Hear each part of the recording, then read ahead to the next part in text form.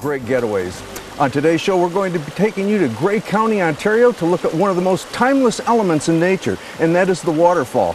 I'm with Brian Plumstead right now. Brian is the tourism coordinator here in Grey County, and Brian, I know we've got a great show for these people. Going to be looking at some of the waterfalls. Tell us a little bit about what there is. Sure. Well, we're starting off at our first waterfall just north of Owen Sound, Indian Falls. So behind us we see the Indian River, and we'll be checking out the waterfalls shortly. Then we'll head on to Jones Falls, just a little south of here, and Inglis Falls, so all three of them within Owen Sound.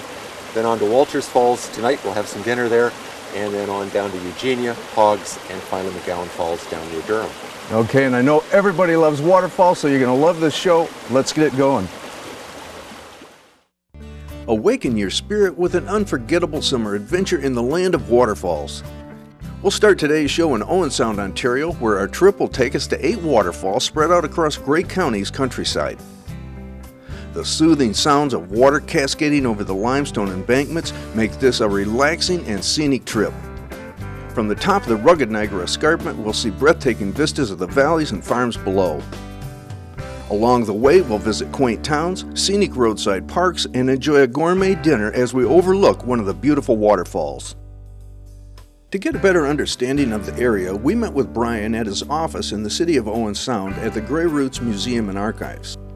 The building also houses Grey County Tourism, where you'll find maps, brochures, and other travel information with plenty of knowledgeable, friendly people to help point you in the right direction. We met with Petal Furness, Interpretation Coordinator for the museum, who told us more about Grey Roots and the history of the area. So we house all of the cultural attractions as well as the natural attractions. So you can come to Grey Roots and find out all about our 7 waterfalls. You can see our indoor waterfall, but you can learn about the history of Grey County as well. Tell us a little bit about the displays people would see when they came in here. Well, we have a lot of exhibits that we, like the Grey County Gallery, exhibits that stay over time, but we have lots of traveling exhibits. In the summer, we always have a fantastic, we call it our blockbuster summer exhibit. This year we have something called the Robot Zoo.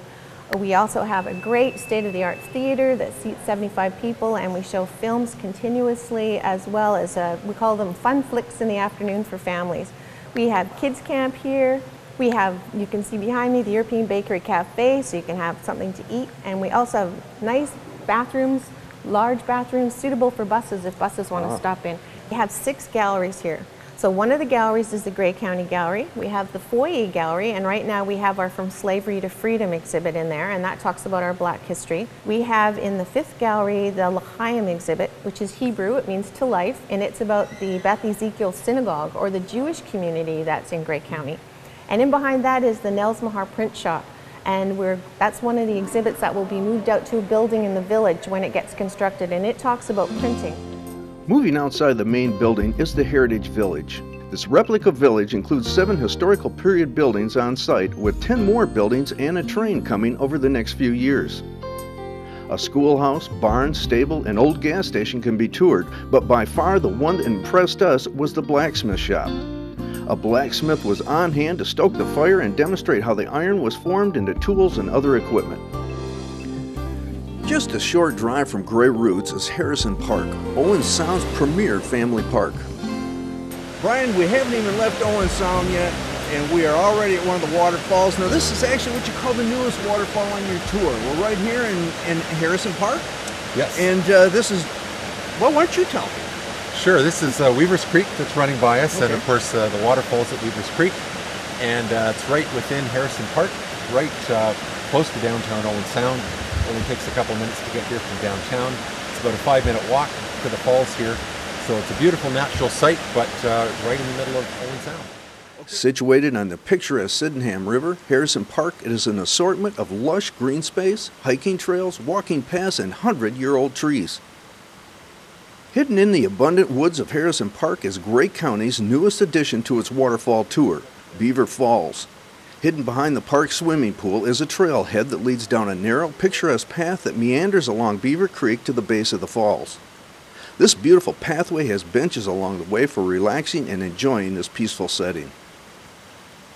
Brian, this park is just amazing, and the further we get into it, the more I see. I really like the creek. Now, we were just up on Weaver Creek and seeing the waterfall, and yet the creek comes down, then meanders through the park itself. There's all kinds of waterfall that are out here swimming around, great for the kids. Absolutely. But another nice thing in this is a little inn down here. Can you tell me about that? Sure. Well, the Harrison Park Inn has been here for many years, I think at least 40 to 60 years. Wow. And they have a great menu. They serve a lot of bus tours, but they're also open for families and couples coming through. So great menu, good food, and yeah, right here in the middle of the park. So you can go up, take your hike to the waterfall, come back down, have a lovely lunch or dinner. That's, you know, that's a really good way to do it too, because you do get out on these hikes and you're going back to these waterfalls, you got to work up a little bit of an appetite. Absolutely. And along the way, we're going to point out some of these restaurants too that you can go to along the way and stop in and have a little bite. Well, let's go for some lunch. I could do that. Leaving Harrison Park and Beaver Falls behind, it would only be a short distance to our next stop at Inglis Falls. The entrance is found on Gray Road 18, just a few miles southeast of the park. Inglis Falls forms where the Sydenham River cascades over the limestone shelves of the Niagara Escarpment. This 18-meter cliff viewed from any angle gives a panorama of rock, water, and rural scapes that are truly spectacular in any season. As with many rivers found throughout this region, the water was put to good use for power for a grist mill. In 1843, a mill was built here where it produced flour, bran, and shorts for over 100 years, eventually being destroyed by fire in 1945. Remnants of the 19th century grist mill are reminders of the power of this falling water, as well as the Inglis family who operated the mill for 87 years. We met with KRISTA McKee, Community Relations Coordinator for the Gray SAUBLE Conservation Area, who showed us around. KRISTA has brought us out, and we're actually out into the woods now. We're on the rock escarpment that runs through here, and yet we're finding these strange looking holes down here that actually kind of look like they've been carved out. What is this all about? Well, they say about 600 million years ago, when the land was completely covered with water, there were whirlpools that were circulating very quickly, and it had little pieces of rock and sand, and it carved these perfectly circular holes into the limestone. Well, that's kind of interesting, yeah, isn't it? Now, we have passed a couple others. Are there a lot of them in this area then? No, actually there's only about 4 of them. Well, as we're walking along the trail, we were looking at a lot of the different plants that are out here, and there's a variety of ferns that are found here, but there's one that's really unique to everything else. So tell us a little bit about it. The hart's tongue fern is very unique to this area, and you will actually only find it in Gray County. There's over 21 species of ferns at the Inglis Falls Conservation Area, and they actually thrive on the limestone. So it's something you won't see anywhere else in the world. This is very unique to this area. As we were surveying the falls, we met with a Michigan couple, Patty and Roger Gillespie of Clarkston, Michigan, who gave us their views on the falls. We're here at Inglis Falls right now on the waterfall tour, and we just happened to run into some people that are from our neck of the woods. We're with Roger and Patty Gillespie, and they're from Clarkston, Michigan, just south of us. And we're over here, and what are you guys doing here? We're on vacation. We came to see the waterfalls. So, how many have you visited so far? Are you going on the whole tour? We might omit one. And aside from that, we've hit them all so far. Okay, and how have you found them so far? How have you found being over here and doing this whole thing? Beautiful. Beautiful. Are you well taken care of when you come in? Absolutely. Okay. Absolutely. Is this your first time into the area then? Yes. Okay. Yep. Now I noticed when you guys were up at the car, you had your nice walking staffs, and you had several emblems on there. You obviously are doing a lot of hiking. Right.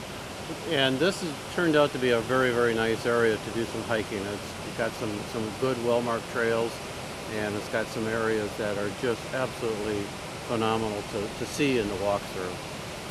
You know, I know traveling from Michigan myself, a lot of people are a little bit concerned when they come across the border. Let me ask you, having never met you before, what's it like for you when you come across?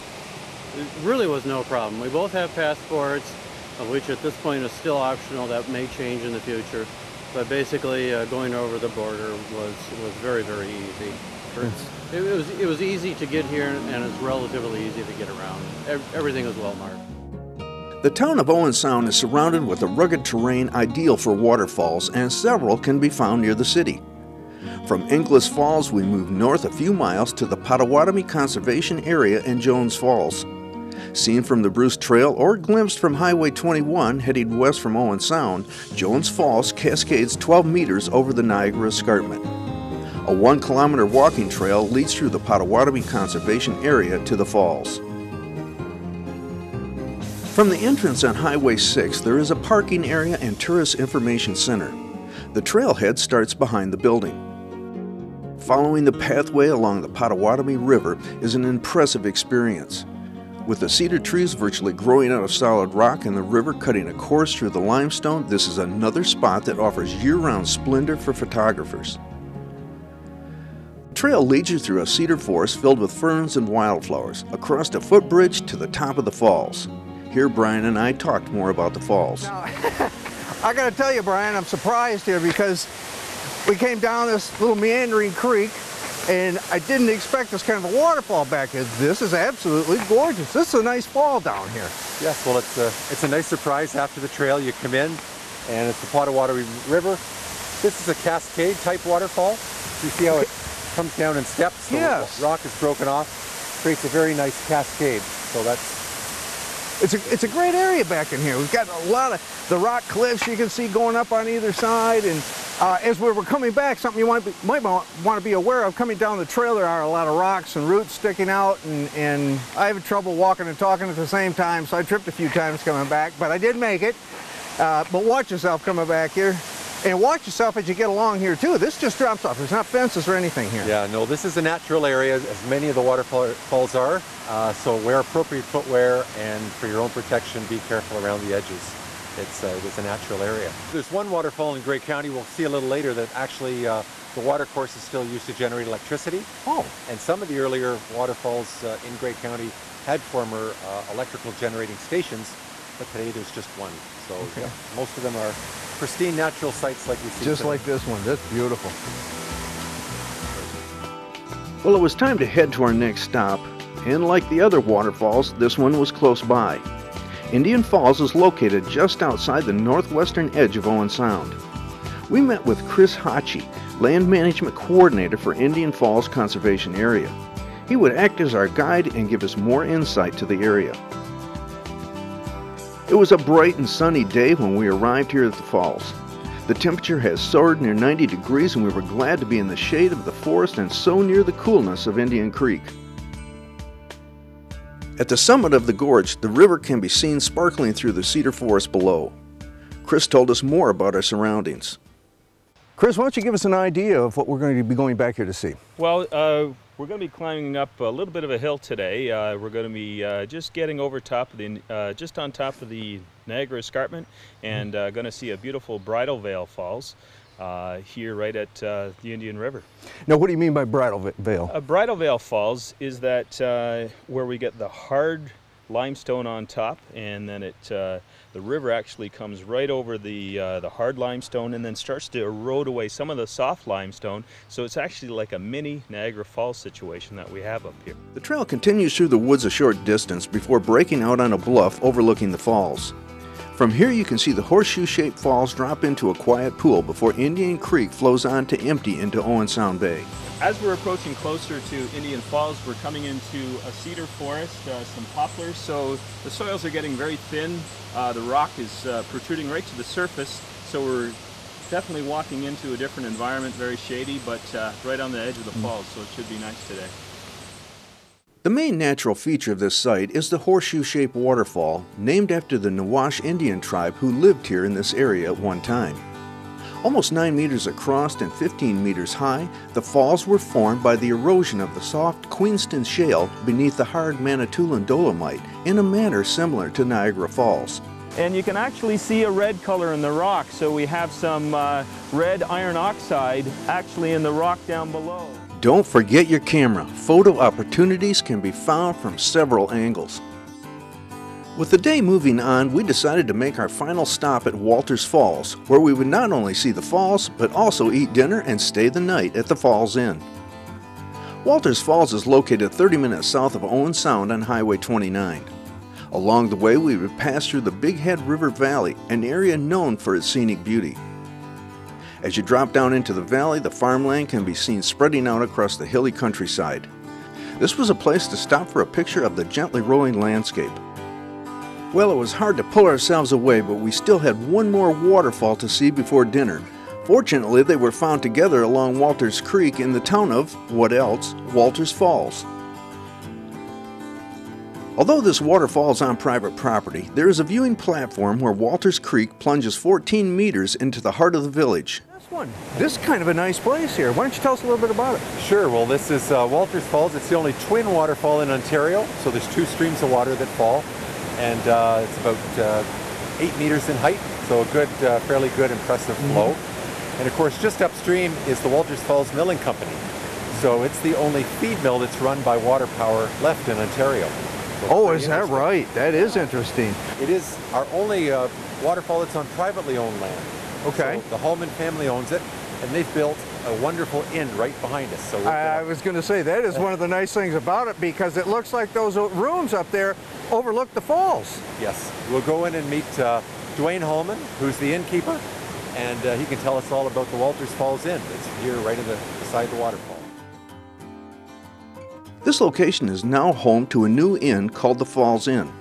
We talked with innkeeper Dwayne Hallman about the new inn that he and his wife Meg own. You know, we came in here to look at a waterfall. You've got this beautiful inn that sits right next to it, and it's just an amazing place. I kind of wonder sometimes what it was like to build. I know we've got a lot of rock around here. What was it like to build a place like this here? Well, it was originally sawmill property, which we have tried to keep that theme throughout the inn during construction as well. So as on top of the rock, it's also taken a pounding from the machinery that used to operate on the grounds as well. Well, there are 15 guest rooms altogether here at the inn. Each one is luxury appointed. All of the beds have cushion top mattresses with 400 thread count Egyptian cotton sheets. They all have private bathrooms, heated tile floors in the winter, separate tub and showers, and of course the main feature is a private balcony in every room that overlooks the falls. In the dining room, we could look out to see the falls while we enjoyed a gourmet dinner. There were soups and salads to steamed mussels for starters, followed by a large choice of entrees. It was a dinner we would remember for a long time. The next three falls that we would visit are found south of Walters Falls. Hoggs Falls and Eugenia Falls can be found near the town of Fletcherton, while McGowan Falls is in the town of Durham. The 25-kilometer drive south would take us through the scenic countryside where we stopped along Gray Road 7 at the Epping Lookout Conservation Area overlooking the Beaver Valley. Serene and beautiful, the valley stretched out below us, offering a dramatic view in all directions. Far across its width loomed the Blue Mountains.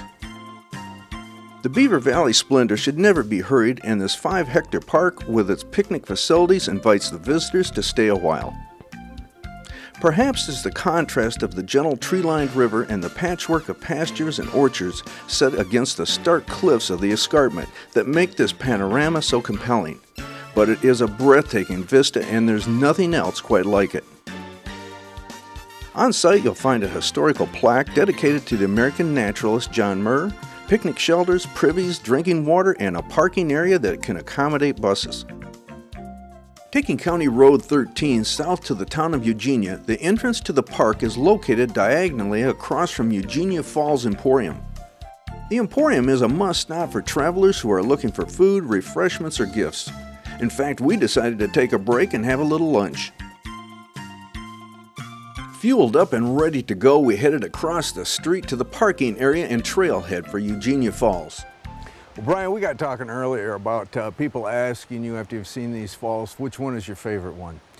And I got to tell you, if I don't know if I can actually say the favorite, but it's got to be right up there in the top. This is absolutely gorgeous here with these rock walls coming down the way they are and dropping down. Beautiful double fall back in there, and tremendous, tremendous. Eugenia Falls? Yes, we're in Eugenia, and this is Eugenia Falls. Okay. It's our highest waterfall at 98 feet, about 30 meters. And it's one of the highest in Ontario as well.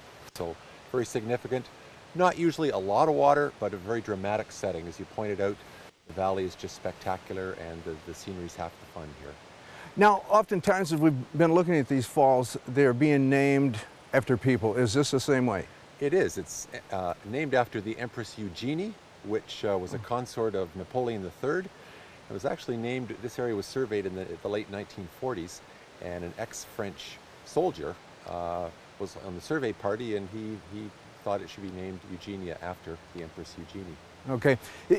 Eugenia Lake is nearby here too, isn't it? It is. And yeah. this is where the water is flowing from then? Yes, this is the Beaver River. It flows down from Lake Eugenia and over the falls. I noticed too, they've really got it fixed up nice. We've got a little retaining wall here, which is real nice because I'm telling you what, it drops over the side and it actually starts right at the precipice of the falls themselves and then works its way down. So you can get different views like we're doing right now. So just a tremendous area to come into. The trail follows the escarpment for a short distance before looping back to the starting point. Our next stop is considered one of Grey County's best-kept secrets. Hogs Falls are tucked away a mere 2-minute walk from the Lower Valley Road near Fletcherton. Named for William Hogg, the waters of the Boyne River tumble 7 meters into this woodland setting. You mentioned your favorite was maybe Eugenia. It was so dramatic. I think this is maybe my favorite. A little bit shorter. It's not such a big drop, but lots of water. Very intimate waterfall. You can get up very close to it, take a great look at it, and it's a plunge waterfall, so the water falls straight to the bottom. Ah, yes, and nice little creek along here. You know what, though? I seen some pilings or something up river from here. What was that about? That was an old sawmill here back in the 1880s. William Boyne formed it. He came up from Toronto, started a sawmill here, ran for about 10 years and then burned. That seems to happen to so many buildings back then. So short period, but it's been a natural state ever since then. Okay, and it's beautiful, and it shows that natural state right here. Another thing I want to bring up is we're coming along a road, and you got some great signage that's going on out here. Are you signing all your waterfalls now? Yes, we have signage to bring you right into the waterfalls, and there's now a nice little parking lot here. I noticed that. Municipality put that in, so we got some facilities. But still, we recommend bringing your hiking shoes. It is a rough trail. Leaving Hogs Falls behind, we turned west on Grey Road 4 for about a 20-minute drive to the town of Durham. The conservation area is located at the north end of Durham on top of the hill. The Durham Conservation Area is situated in an ideal location, nestled along the picturesque stretch of the winding Saugeen River. Scenic McGowan Falls is one of the highlights of this beautiful park. It was a hot summer day and many people were taking advantage of the falls to cool off. A wide variety of activities can be enjoyed year-round within the park by both campers and day users. We're here, and we've got Shannon Wood, Public Relations from Saugeen Conservation, to tell us what's going on here at McGowan Falls. Well, we got it in the background here. Why don't you tell us how this whole thing came together? Well, it's a beautiful falls, as you can see in the background, and it was named after Robert McGowan, who used to own the falls. And of course, at one time, along this river, as well as many other rivers, there were a number of mills and dams and that kind of thing. So this one was left over. It was operated, of course, with a number of mills and then as hydroelectricity to the area. And then it was just left. It was plagued with fires and floods like a lot of the mills are in these historic places. And then in the early 60s, then the Conservation Authority took it over, rebuilt it, and here we see it today. This is all part of Durham Conservation Area, which was one of our first camping parks. We set this one up in the early 60s, and it's very popular. It's got over 200 sites, and it's great. It's right here on the Saugeen River. You can come to McGowan Falls, you can swim in the water, as you can see behind us. So it's very popular for that reason, and it's a real attraction for this area. Okay, well, what do you say we take a walk around, maybe look at more of the park? Good idea. All right. There's so much to see and do here, it's hard to decide where to start. Hopefully we have solved that problem for you. On our website, we have put together a travel planner of today's show. It includes video clips, links for more information, maps, information on the items to take along, and even how much time you should allow for each adventure. Well, Brian, we had a wonderful time here in Grey County. Niagara Escarpment is such a beautiful area, and with all these great waterfalls that are there, and of course the beautiful inns and the small towns, it's just a very nice place for people to come and visit. But what about getting more information on it? Sure, well, you can call the number on your screen, and we'll send you our Grey County Experience Guide, which contains a full description of the waterfalls, how to get there. We also have maps of the tour, and a full map of all of Grey Bruce with all the roads in our counties and all the other attractions and neat things to see and do. Okay, or you can go to our website at greatgetaways.tv and find out a lot more information too. Thanks for watching, and we'll see you next week on another Great Getaway.